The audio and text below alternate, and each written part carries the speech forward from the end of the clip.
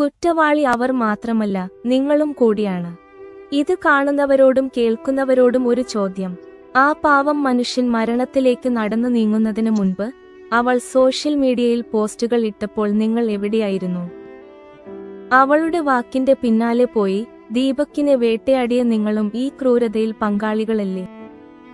ഒരു വശത്തെ കഥ മാത്രം കേട്ട് ഒരാളെ വില്ലനായി ചിത്രീകരിക്കാൻ നമുക്ക് സെക്കൻഡുകൾ മതി.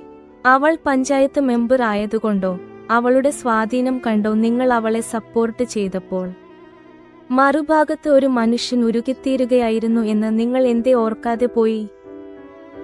അന്ന് നിങ്ങൾ അവൾക്ക് നൽകിയ ഓരോ ലൈക്കും ഷെയറും ദീപക്കിന്റെ നെഞ്ചിലേക്കുള്ള ഓരോ അമ്പുകളായിരുന്നു.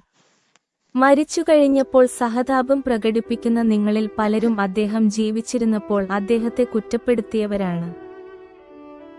അവൾക്ക് പോലീസിൽ സ്വാധീനമുണ്ടാകാം, രാഷ്ട്രീയ പിൻബലമുണ്ടാകാം.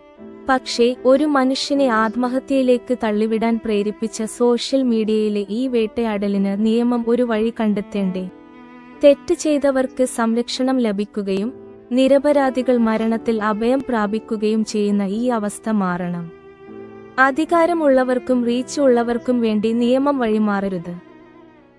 ഇനിയെങ്കിലും പഠിക്കണം നമ്മൾ. ഒരാളെ വ്യക്തിഹത്യ ചെയ്യുന്ന പോസ്റ്റുകൾക്ക് താഴെ കീജയ് വിളിക്കുന്നതിന് മുൻപ് അതിന്റെ മറുപുറം കൂടി ചിന്തിക്കുക. ദീപക്കിന് കിട്ടാത്ത നീതി ഇനി ആർക്കും ഈ മണ്ണിൽ സംഭവിക്കരുത്. അവൾ പോസ്റ്റ് ഇട്ടപ്പോൾ ആവേശത്തോടെ ഷെയർ ചെയ്തവർ ഇന്ന് എവിടെ പോയി? ഒരു മനുഷ്യനെ മാനസികമായി കൊന്നു കൊലവിളിച്ചപ്പോൾ നിങ്ങളൊക്കെ എന്തിന്റെ ലഹരിയിലായിരുന്നു? അവളുടെ സ്വാധീനവും പദവിയും കണ്ടുകൂടെ നിന്നവർ ദീപക്കിന്റെ കണ്ണുനീർ കണ്ടില്ല. നിയമം ഇവർക്കെതിരെ കണ്ണടക്കരുത്.